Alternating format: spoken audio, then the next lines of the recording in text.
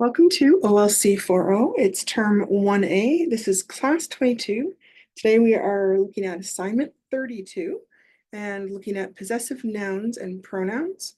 This is Thursday, October 10th, 2024, and I am Jillian Percy. Here is my contact information page. This is like the most important stuff. That's why I always do it every single time. Please send your assignments to studentwork@nnec.on.ca. Right? If you want to, you can also CC it to my number, jillian.percy@nnec.on.ca. Please always include on the page of the assignment your full name, the course name, the assignment number, and the name on every single assignment, right? Lots of students are signed up for more than one class for us, and sometimes I'm having to kind of guess what assignment you're trying to hand in, right? If it asks for a rough and a good draft of a writing assignment, please include them both in the same attachment and label very clearly which one I'm marking. They often have different marking schemes. They may be worth different marks, so it really affects how I mark things. If you're trying to reach me while I'm in the studio, 1-800-465-7144. If you want to talk to me after I'm off the air, 1-800-667-3703. If you decide you want to join in, which you can do through Zoom, nnec-on-ca.zoom.us/j/924-617-3555. Okay, and of course, Google, for some reason, likes you to sign in multiple times. I think this is the third time I've tried to sign into Google. I don't know why it's convinced that I'm not who I say I am, but here it is. Once again, proving it to Google.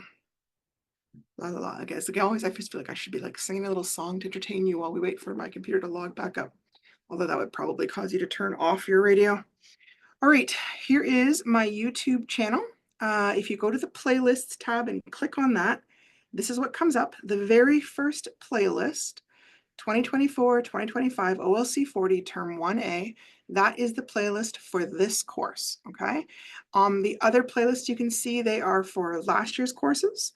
If you are ahead of assignment 32, then look at Term 2A or Term 2B from last year, and they will help you out. Also, if you happen to be taking the English 4E, I will be teaching that starting in November. But in the meantime, here is the previous version if you want to take a look at that. As well, we are developing an Uber Wasa YouTube channel that will eventually have all the courses listed on it.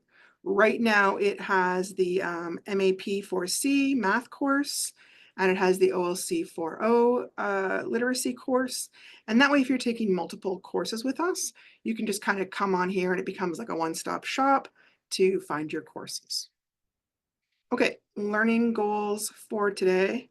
See, one of the funny things about Google is it doesn't like hyphens when I do hyphens.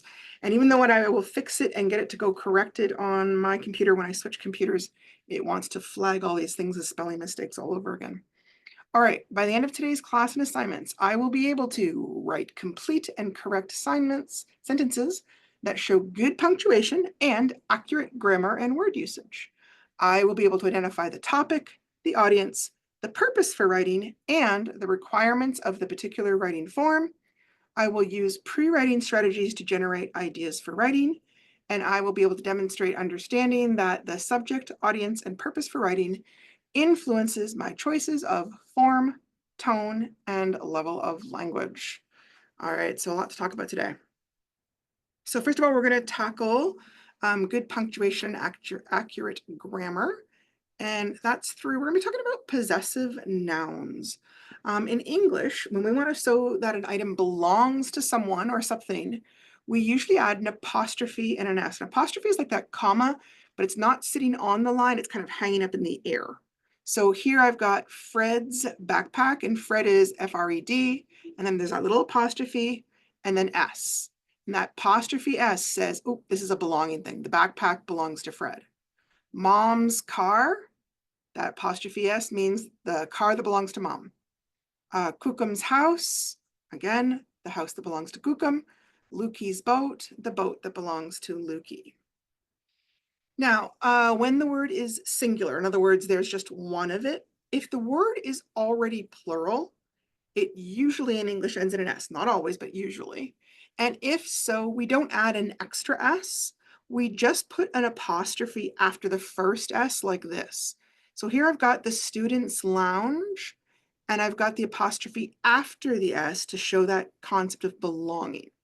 If I had it between the T and the S, it would mean one student. That lounge belongs to only one student.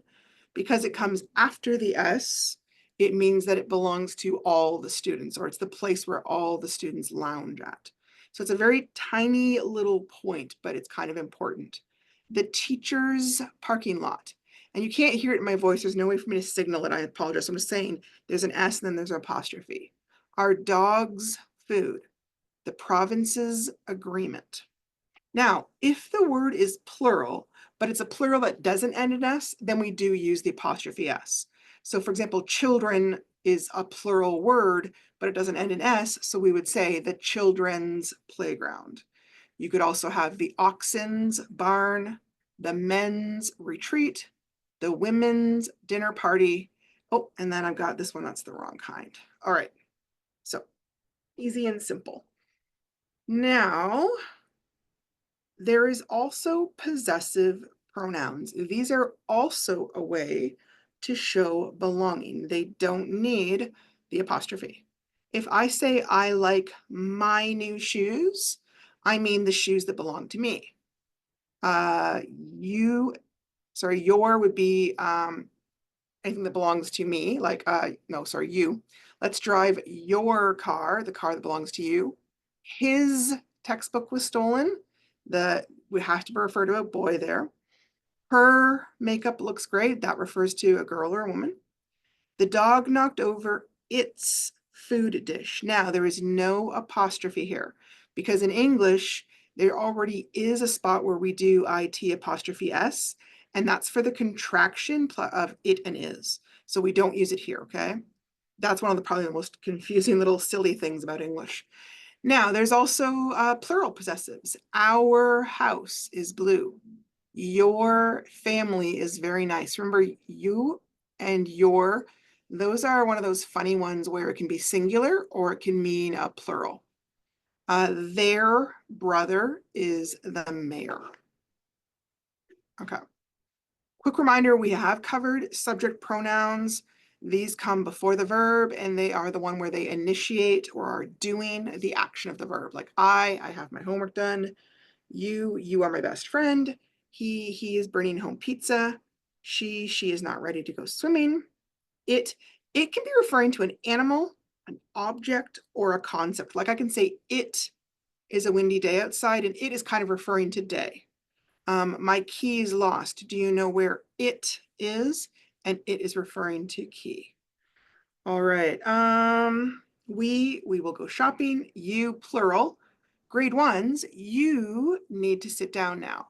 So I'm addressing all of them, but I'm not calling them individually by name, but I mean you in the plural form. They is a funny one. It can be used for like plural people, but we also use it for inanimate objects that are in the plural.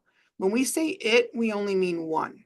If I say the chairs don't go with the table because they were bought at a different store, they is referring to the chairs, okay? It's not just a person word. Also object pronouns, which I think we've talked about before, but just in case, we're kind of doing a quick review here. And these are connected in the sense that English is funny. We will have pronouns that refer to genders, but also they change depending on what their job is in the sentence. So if the person is the one initiating the action, we use the subject pronouns we just talked about. But if they're the one receiving the action, then we use different pronouns. We use object pronouns. So I would then become me, you stays the same, you, he becomes him, she becomes her, it stays the same, we becomes us, and they becomes them. And you in the plural and you in the singular stay the same. So mom gave the present to me. Dad gave the groceries to you. I ran to him when I heard the noise. I told her that I was tired. The dog wants it. Come to the movies with us. You could go bowling with them. Now in English, I can't say, hang on, let me see if I can make a little space here. Okay, I can't say them could go bowling, right? It doesn't sound right. It's just, I don't know why. It's just one of those weird kind of things about grammar when we talked about how there's not always a logical reason. It's just that each language has developed its own grammar. So by the same token, that's one people don't generally do, but one that does really happen a lot is people will want to put the word me at the beginning of a sentence, like me and my mom went shopping. But me can only receive action. It can't do an action. So what I would probably want to say now, I and my mom does sound funny, but the reason it sounds funny is because it's a order thing. If I say my mom and I went shopping, it sounds fine then. It just sounds funny when we put it at the very beginning, but I cannot use me and my mom went shopping, okay? So again, one of those silly little things about English makes it kind of a little bit harder. Okay, so I'm crossing it off so you can see that is the wrong way. Do not do that. The rest of them I don't often see. Occasionally him. Occasionally somebody will use him at the beginning, like him was angry at me, but I have to use he at the beginning. Him has to receive the action instead. Uh, okay, now we're just going to skip over that. All right, so now we're moving on to the assignment. This is one of those assignments that it is, there's a lot of moving parts to it.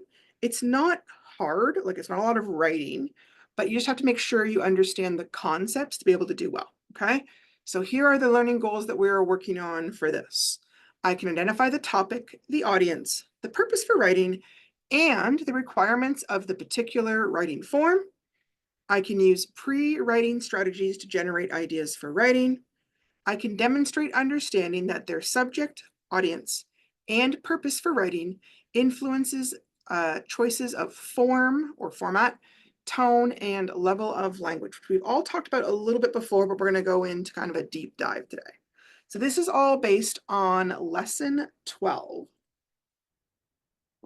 And lesson 12 is called, It's Not What You Say, It's How You Say It. As you've probably noticed throughout this course, knowing your purpose and your audience before you start writing helps you choose an appropriate writing form or format. I'm used to saying format.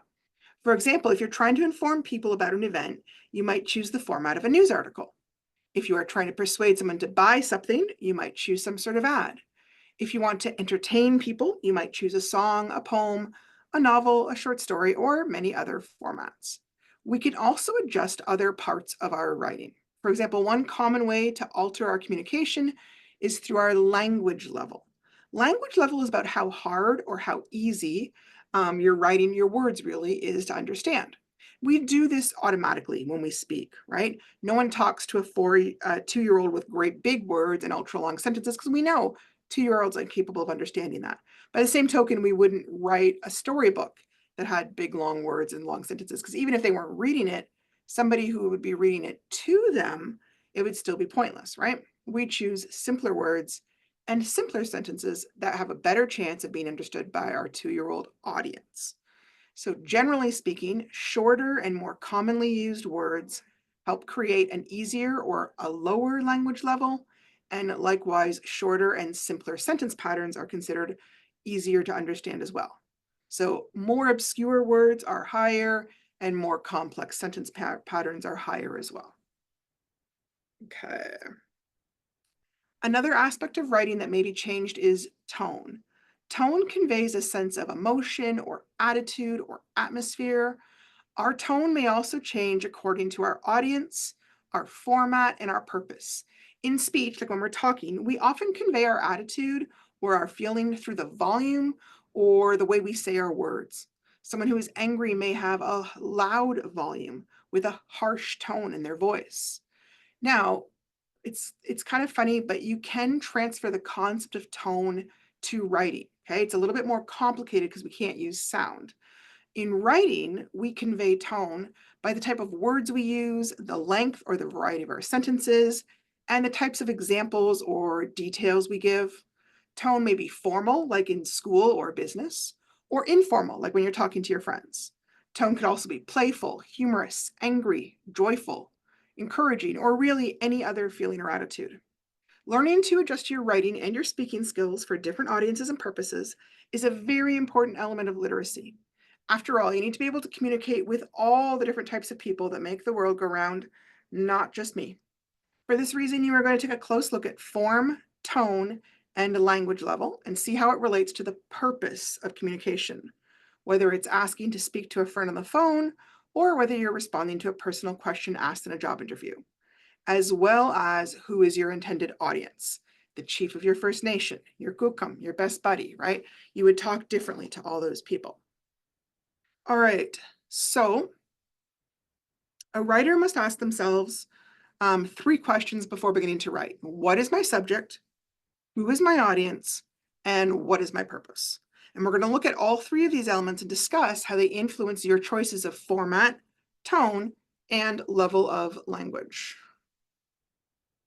So first of all, subject. This is just the topic of the written work. There are as many things to write about as there are people to write. Once you decide on a subject, you have to narrow it down to make it manageable and less scary. The more specific the topic, the more precise the writing, and it's going to sound better, and that's what we're looking for. So for example, snowmobiles is a huge topic.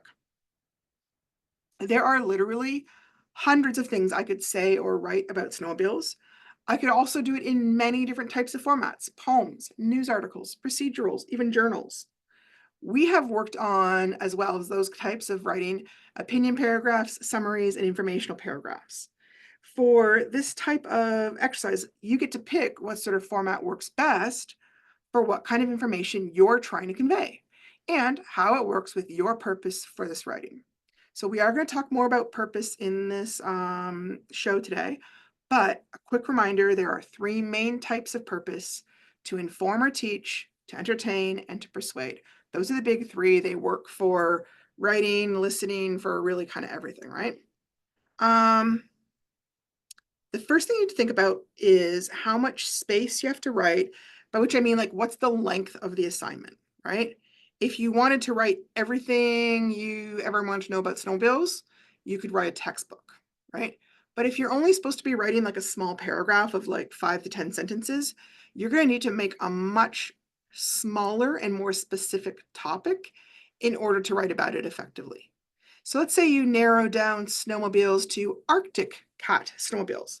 Well, that's still way too general. You need to narrow it down so you can figure out what you really want to focus on. So in Jimmy's case from our novel, maybe he wants to write about something like how to change a spark plug in a snowmobile, or why the Arctic cat is the best snowmobile to buy. So see the difference?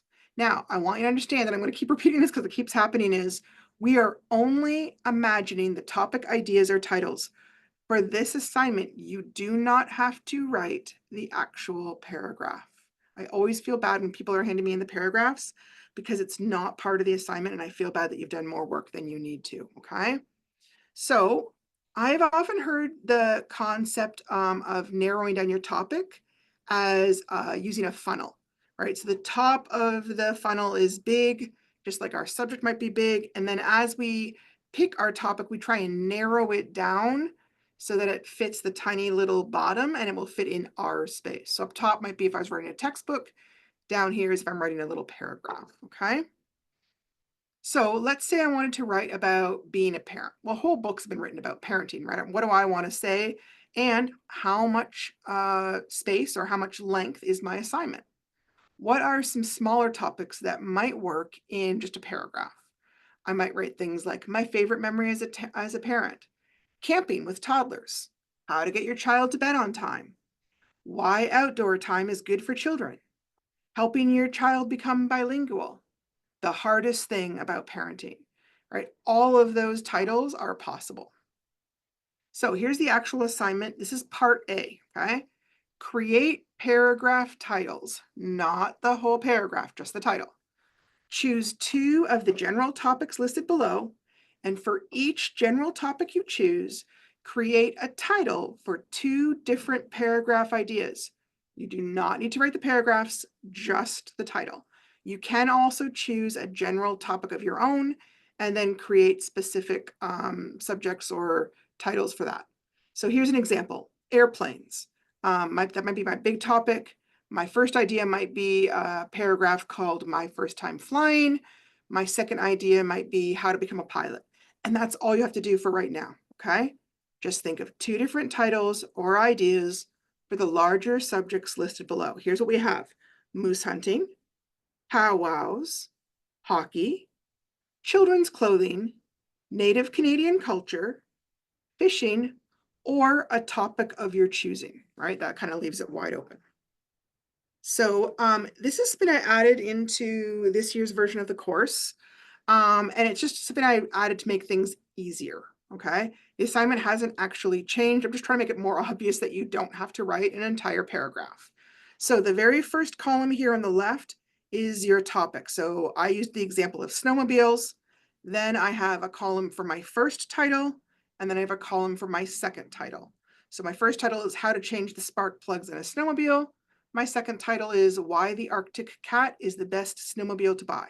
So then you would write the topic you choose here, give me your first title idea, give me your second title idea, and same thing on the next line, right? Subject, title idea for 1, title idea for 2. Here's how that will look. Right. So here I chose spring, and my 2 ideas were planting seeds in the spring, or I could write about the dangers of the winter road in the spring. Trucks, I could write about how to change the oil, or road trips in my truck. My big topic could be snow. I could narrow it down to why snow isn't safe to eat, or how to make the perfect snowman. My big topic could be art, and I could be talking about painting techniques for realistic animals, or I could be talking about the faults of the group of 7, my brain's gone down. I've got 7 painters here, but that isn't quite the right phrase. But anyways, an artist group. Okay, what if you are having difficulty thinking of title ideas? For some people, this is actually the hardest part. So if that's hard for you, there are kind of 2 ways I would say you could try and brainstorm ideas. There are 2 different starting points. One is think about what type of format that you would want to write in, or 2, think about what your purpose would be. And I'm going to show you how to brainstorm from both different types. So if I was talking about format, let's say my big topic is autumn.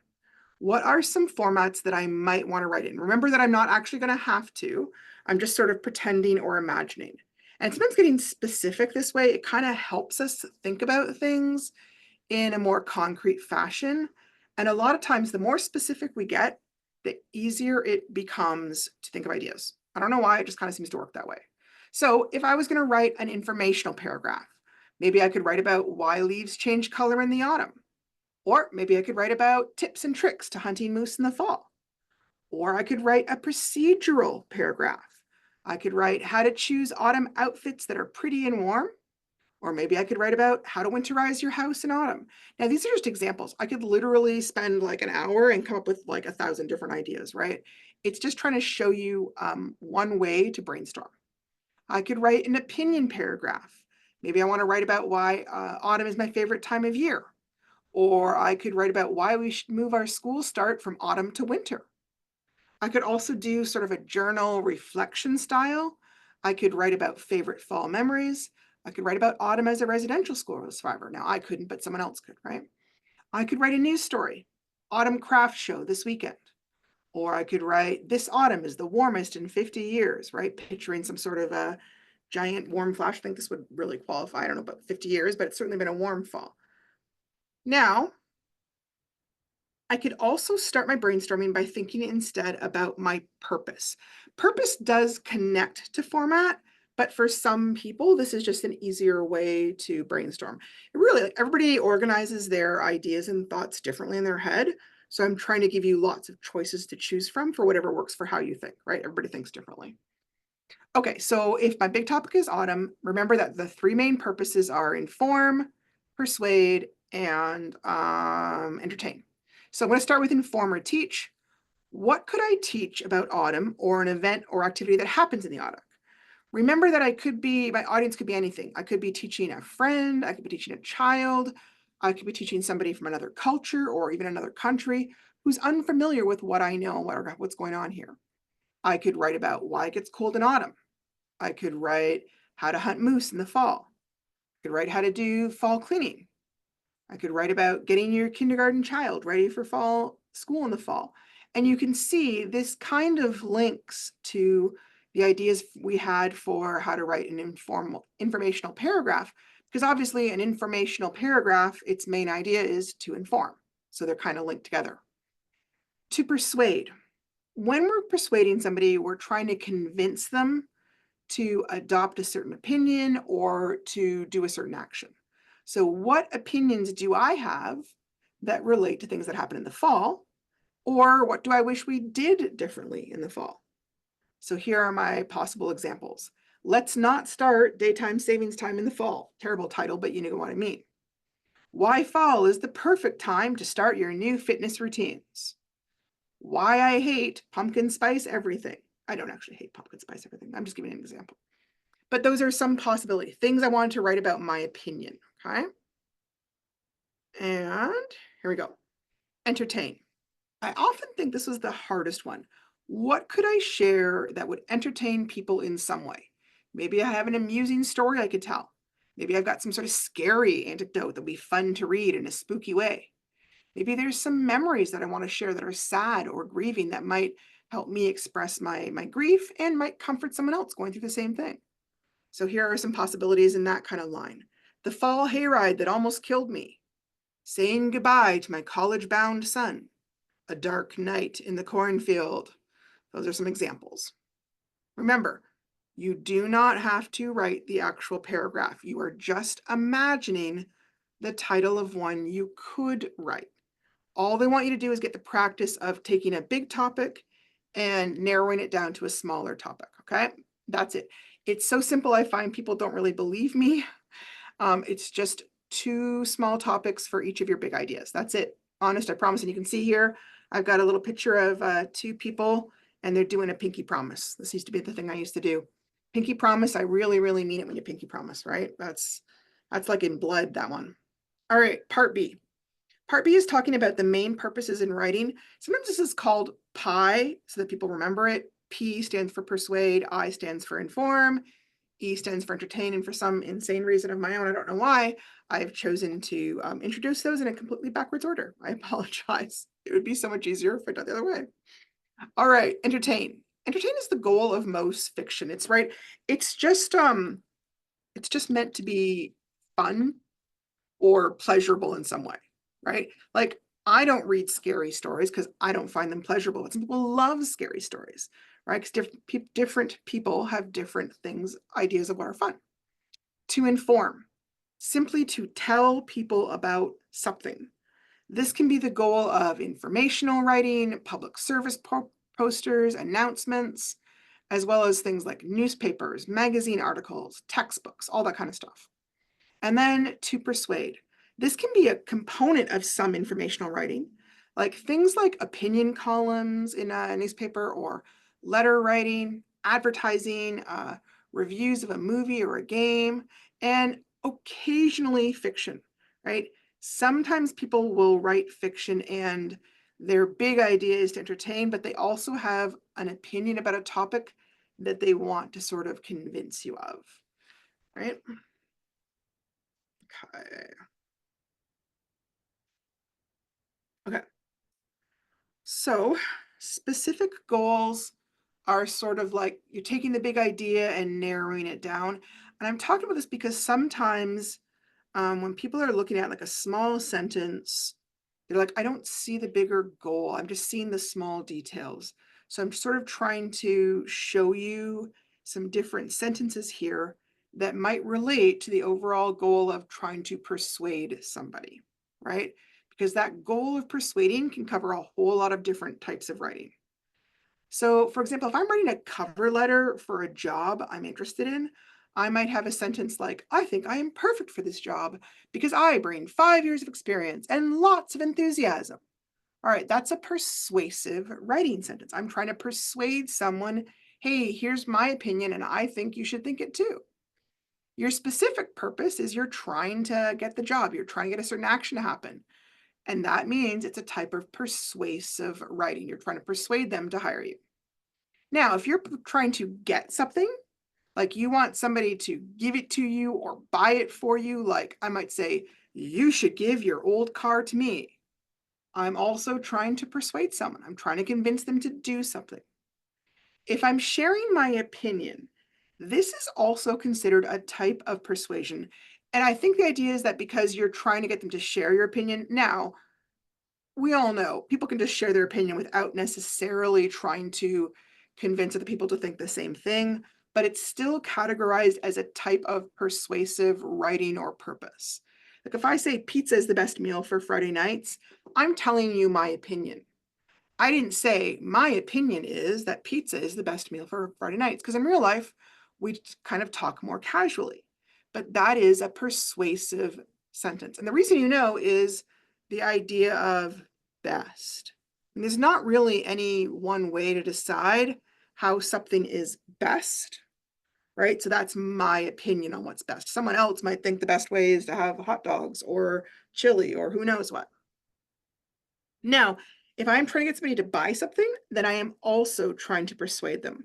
Like if I have a sign that says, come on down now and buy my fresh blueberry jam at only $5 a jar, I'm trying to persuade them, okay?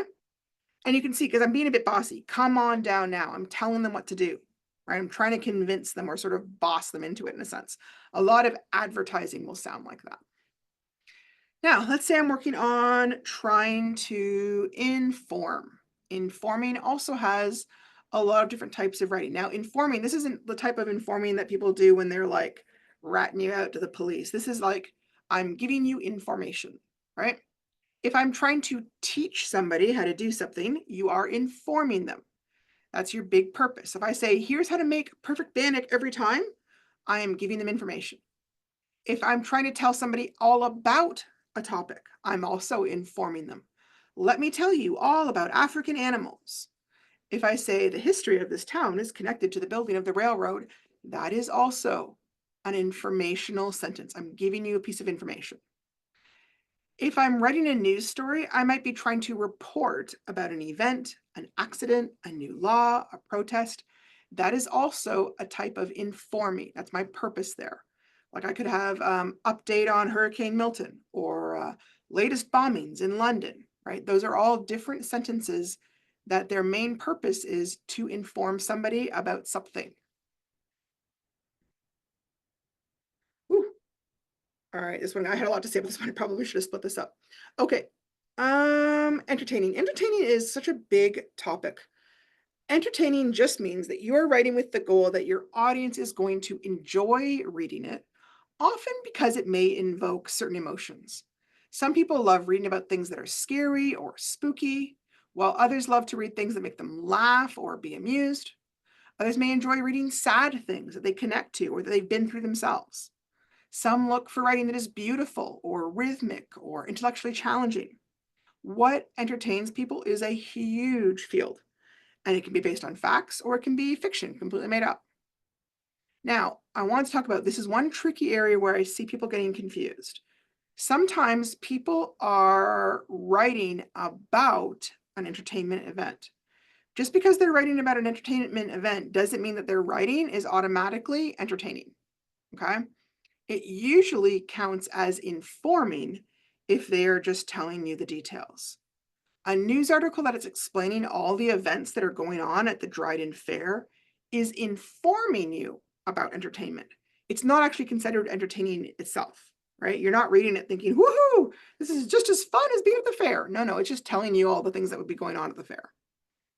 It could count as persuasion if I was telling you about my opinion about the event.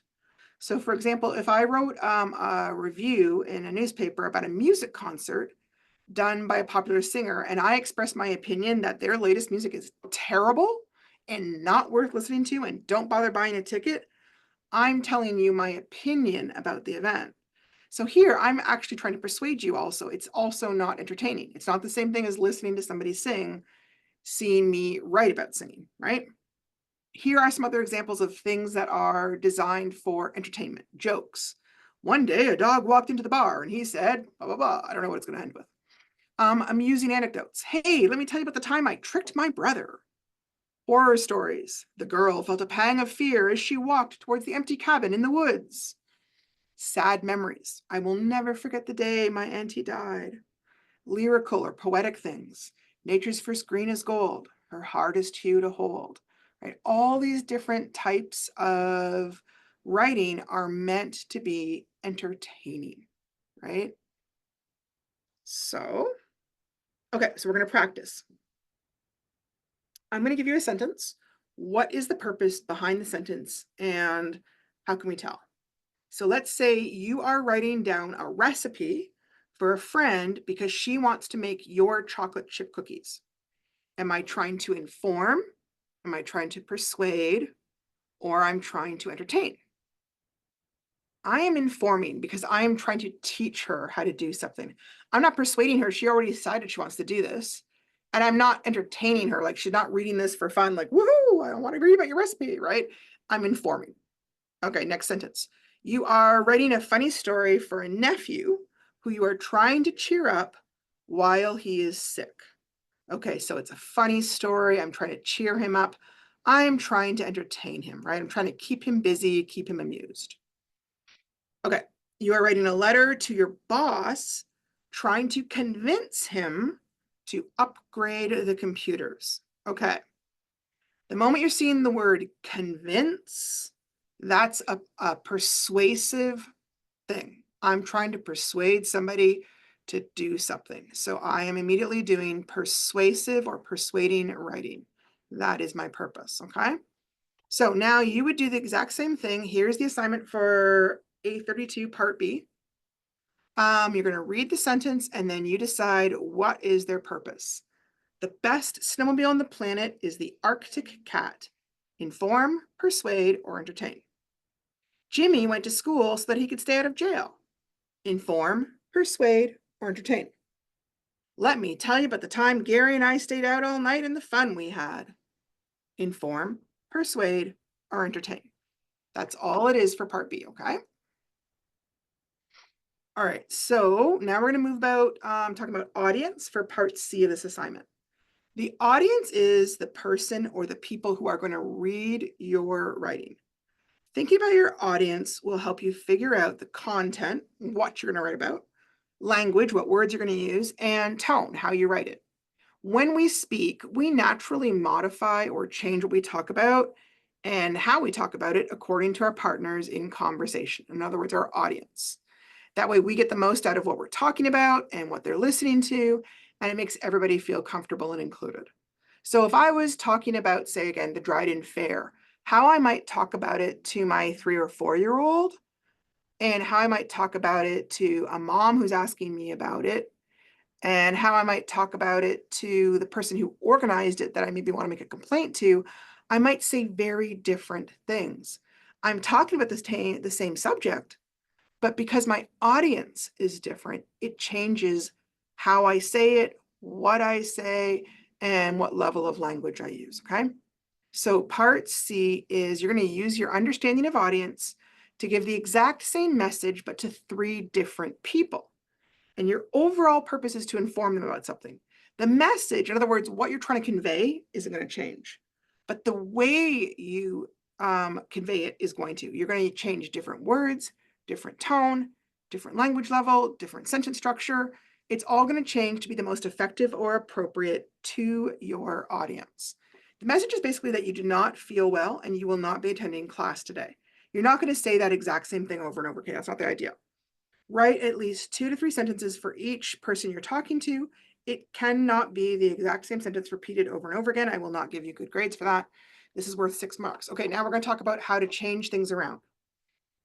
How does your audience change your level of language? Now, when we're talking with people, we do this so automatically. We usually don't even think about it. It's just kind of built into how we talk to people. But when you're writing, we often have to be more conscious and deliberate around it. So if I'm talking to an audience that's quite young, like say I'm talking to a kindergartner, who needs very simple words and very short basic sentences, I might say something very easy like, the tree is big.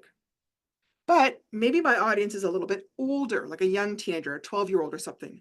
Then I can use slightly harder vocabulary and I can use longer or more complex sentences. I might even use slang words if I'm comfortable. So here I might say something instead like, the silver green willow tree is tall and enormous, but it is beautiful in the shimmering sunrise. I'm still talking about a tree, but there is a huge difference between the level of language in this sentence and that first sentence. So generally, young teenagers and adults may have slightly different vocabulary levels depending on the topic. Like if I'm talking about my favorite pizza place, it's probably not going to change if I'm talking to a 12-year-old, whereas if I'm talking to a 25-year-old. But say if I was talking about something like money management and investing, an adult is probably going to know a lot more about those concepts and the vocabulary about those concepts than your average 12-year-old. So that might really change how I was talking about things. Also, an adult might also be able to handle a slightly more complex or complicated sentence structure that might just be confusing for a younger person, okay?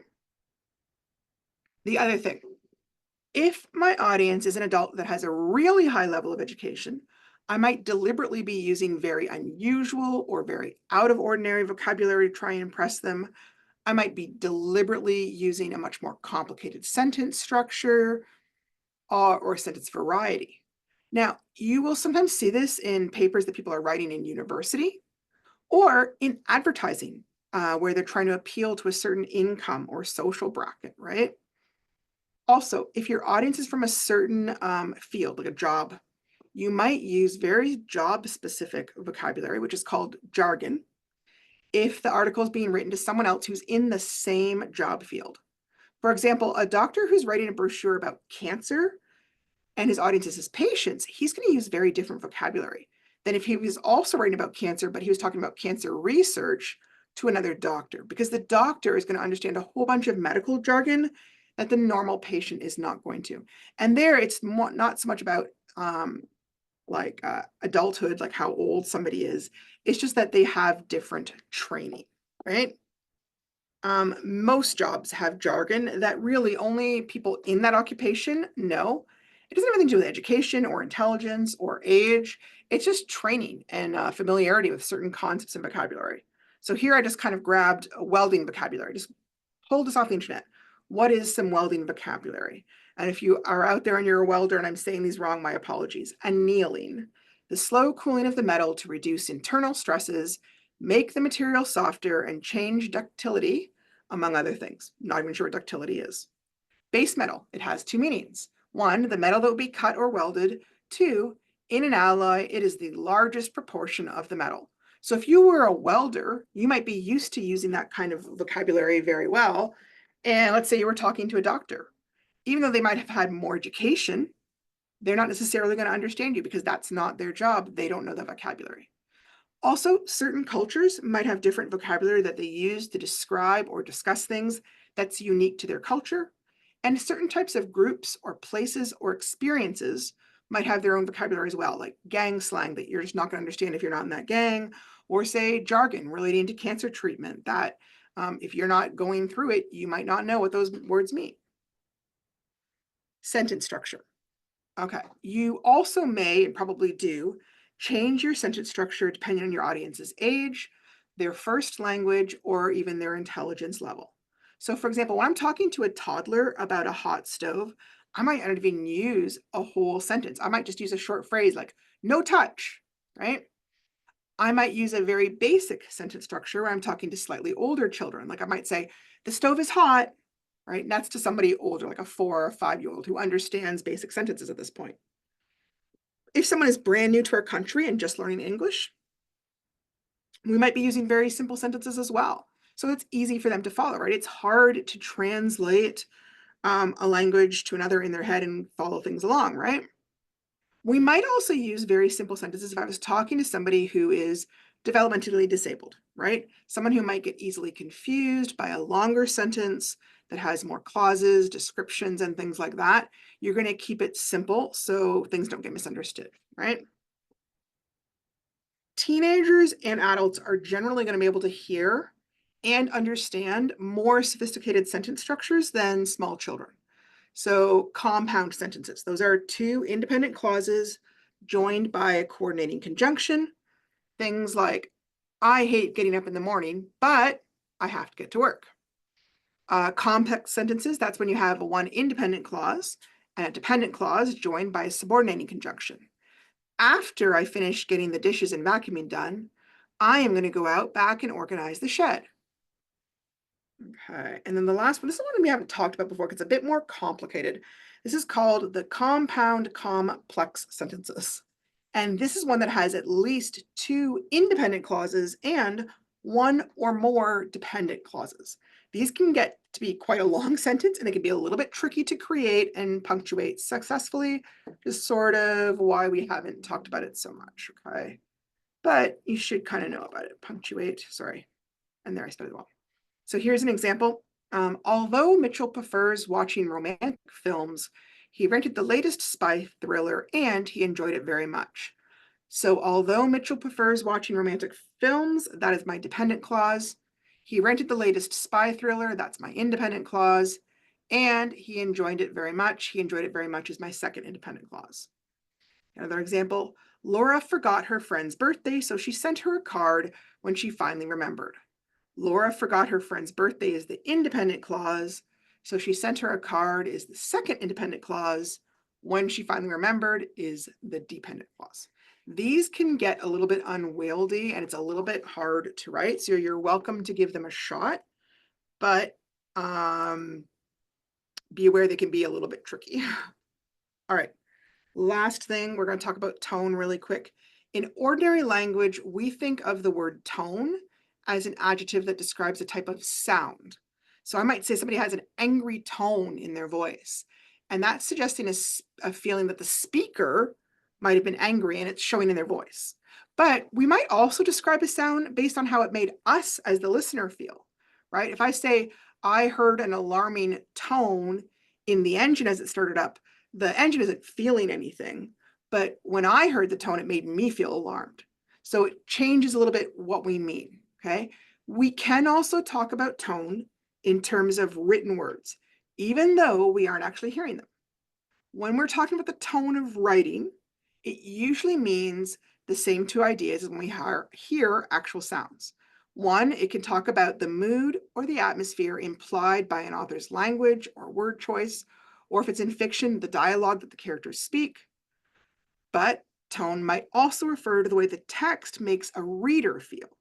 Different tones might create different feelings, again, depending on the vocabulary, sentence style, all those kinds of things, right? What tone do these different passages seem to have? And what elements in the passages are contributing to that tone? So the mother looked on her angry daughter standing in the golden light of the sunset. Her dark hair was spiky like a tangle of crooked vines, and it glistened with streaks of pink and orange. Her jeans were torn and dirty, and the faded t-shirt was too tight. Her daughter was a stranger to her, and she could not think of words that might convince her not to go. So what's the tone there? The mom sounds maybe a little bit judgmental. She sounds kind of a little bit alienated, a little bit confused, right? That one's a tricky one, right? And it's not about how I feel, it's about how does the mother feeling? That's what it's kind of trying to describe. The way she's describing her daughter, a stranger, her hair was spiky. It looked like crooked vines. She was angry. All those things make me feel like either the mom's feeling a little bit angry or she's viewing that daughter in a very negative way. Okay, here's another example. Dave couldn't wait to quit his stupid job. He was tired of seeing the ugly green siding as he pulled up to the parking lot. Could they have chosen any uglier color than this puke green? The secretary, with a sneer on her face as she said hello, made it itch to say cruel words about her clothes, her hair, anything to bring her down a peg. He felt a wave of loathing as he entered into his gray, dingy cubicle and sat down on the broken office chair that he had complained about so often. It creaked as he settled in, then tilted annoyingly to one side. He felt heat rush to his face at this newest sign of insufficiency. He debated internally stealing someone else's chair, but forced himself to set aside the delight he felt at the idea. He gritted his teeth and turned his computer on for another day of the grind. So what's the tone of this one? Anger, contempt, meanness, right? He's using mean words like stupid, ugly, sneer, cruel, right? There's a lot of sound words that make me think that he's like even the noises around him are bugging him. Creaked, gritted, all these kind of things, right? So different things can contribute to tone. Okay.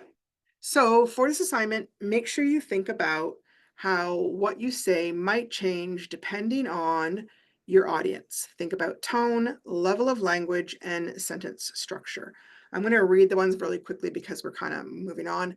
If you want to, after, you can pause this here and read these.